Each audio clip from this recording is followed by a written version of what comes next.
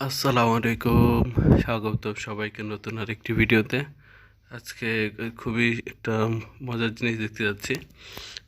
সম্ভবত এটা ছুটির একটা দিন ছিল, শুক্রবার। তো বিকেলবেলা আমি এবং আমার একজন জুনিয়র ছোট ভাই, আমরা দুইজন মিলে বাইকে করে বের হয়েছি পতেঙ্গা সমুদ্র সৈকত দিকে ঘুরতে যাওয়ার জন্য।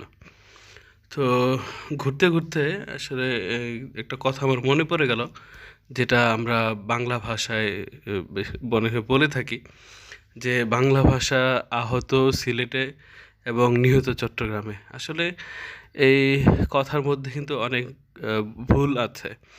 হ্যাঁ, কারণ হচ্ছে যে চট্টগ্রামের ভাষা এবং সিলেটের ভাষা বাংলা ভাষার মতোই স্বতন্ত্র দুইটা ভাষা। বিশেষ করে সিলেটের ভাষার নিজস্ব উচ্চারণ নীতি, নিজস্ব শব্দ আছে। এমনকি সিলেটের ভাষার কিন্তু নিজস্ব বর্ণমালা আছে, যেটাকে নাগরী বর্ণমালা বলা হয়। আর এই নাগরী বর্ণমালা কিন্তু উইকিপিডিয়াতেও এখন নাগরী বর্ণমালায় বিভিন্ন প্রবন্ধ আছে। আর চট্টগ্রামের ভাষার ক্ষেত্রে বা চাটগাঁয়া ভাষার ক্ষেত্রে যেটা বলা যায়, যে চাটগাঁয়ের ভাষার কিন্তু নিজস্ব উচ্চারণ রীতি বা নিজস্ব ডায়ালেক্ট আছে। এমনকি চাটগাঁয়া ভাষার কিন্তু নিজস্ব শব্দও আছে। কিন্তু চাটগাঁয়া ভাষা আরও অন্য কিছু ভাষার মতো এটা বাংলা বর্ণমালা দিয়ে উচ্চারিত হয়। যেমন মালয় ভাষা, এটা কিন্তু আলাদা একটি ভাষা, কিন্তু এটা উচ্চারিত হয় বা লিখিত হয় বাংলা এই ইংরেজি বর্ণমালা দিয়ে।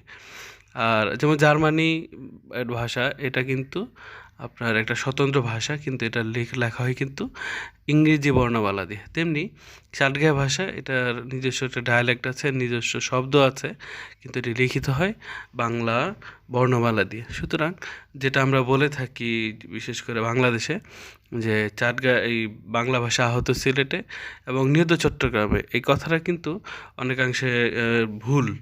অনেকাংশে ভুল না বললে গেলে মোটামুটি ভুলই বলা চলে। তো আমরা চলেছি এই মেরিন ড্রাইভ রোড হয়ে পতেঙ্গার দিকে। তো আমরা যখন গিয়েছি তখন একদম প্রায় শেষ বিকেলের দিকে। তো ওই যে সন্ধ্যার পরে পতেঙ্গাতে বিভিন্ন ধরনের খাবার এখানে কিন্তু পাওয়া যায়। হ্যাঁ, স্ট্রিট ফুড, বিশেষ করে পতেঙ্গা স্পেশাল কিন্তু এই যে পতেঙ্গের যে পেঁয়াজু, যেটা অর্ডার করলে গরম গরম ওনারা ভেজে দেয়, এবং এটা কিন্তু খুবই মজা লাগে। হ্যাঁ, আর পতেঙ্গাসটা এটা সহজে কেউ মিস করতে চায় না।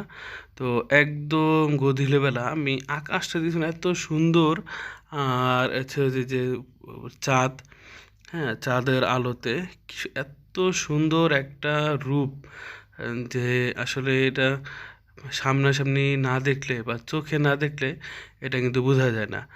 আর ওই যে দূরে ছোট ছোট ছোট ছোট আলো দেখা যাচ্ছে, এগুলো কিন্তু লাইটারেস ভেসেল, বা যে বিভিন্ন রকমের কিন্তু মাছ ধরার ট্রলার। আর আমরা যখন গিয়েছি তখন কিন্তু আস্তে আস্তে ভাটায় কিন্তু পানি কমতেছিল। আর মানে আকাশের এত সুন্দর রূপ, এবং ওই যে একটা একটা বিমান যাচ্ছে, যেটা সবসময় আমাদের যে ছোটোবেলায় একটা আগ্রহ। আর এরকম বিভিন্ন রকমের কিন্তু খাবারের দোকান, তারপরে এই যে জুয়েলারির দোকান। আমি জানি যদি কোনো আপু দেখে থাকে, সরি, আমাকে বকা টকা দিবেন না। হ্যাঁ, এরকম বিভিন্ন রকমের কিন্তু চুড়ি, জুয়েলারি কিন্তু পাওয়া যায়, এবং প্রচুর মানুষ কিন্তু হয় এখানে। সবাই কিন্তু বিভিন্ন জিনিস কেনাকাটা করতে আসে। মানে স্ট্রিট ফুড আছে, প্লাস বিভিন্ন খাবার দাবার আছে, এবং বিভিন্ন অ্যাক্টিভিটিস আছে। কিন্তু ও মা, একদিন দেখলাম যে এই জিনিসটা বেশ ভাইরাল হয়েছে ফেসবুকে বা সোশ্যাল মিডিয়াতে, যে বক্সিংয়ের যে বিষয়টা। তো সবাই বেশ আগ্রহ করে কিন্তু দাঁড়ায় আছে বক্সিং করার জন্য। তো একজনের কাউন্ট কিন্তু সবাই বেশ আগ্রহ করে দেখছিল। এরপরে আবার আরেকজন কিন্তু তৈরি হচ্ছে, তো কে নেক্সট কে যাবে, এরকম একটা কিন্তু সবাই তা আলোচনা করতেছে, কাউকে চ্যালেঞ্জ করতেছে। তো এরপর দেখলাম এই যে আরেকজন চলে আসছে, সেও এরকম এটা করবে। তো এই যে পাঞ্চ করে দিল। তো এটা করলে আসলে সবাই খুব একটা আনন্দ পাচ্ছিল, যে করছিল সে আনন্দ যেরকম পাচ্ছিল, বাকি সবাই কিন্তু একটা সম্মিলিত একটা আনন্দ পাচ্ছিল। প্রায় 887 চলে গেছে।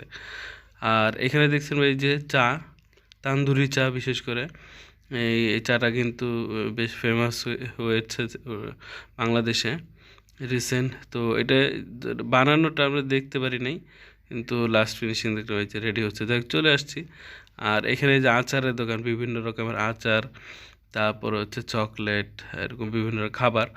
এইটা কি আগে যেটা হচ্ছে যে বার্মিজ বলা হতো, যে বার্মা হয়ে আসতো, বাংলাদেশে ইম্পোর্ট করা হতো, কিন্তু রিসেন্ট এগুলো বেশিরভাগই হচ্ছে চাইনিজ, আর কিছু হচ্ছে লোকাল মেড। সুতরাং যারা কক্সবাজার বা হচ্ছে যে সমুদ্র সৈকতগুলোতে যান, অবশ্যই কেনাকাটার ক্ষেত্রে কিন্তু একটু সতর্ক। বার্মিজগুলো কিন্তু রিয়েল বার্মিজ না, হয় চাইনিজ অথবা লোকাল মেড, একটু খেয়াল করলে বোঝা যায়। আর এরকম বিভিন্ন রকমের ফুড আইটেম কিন্তু আছে।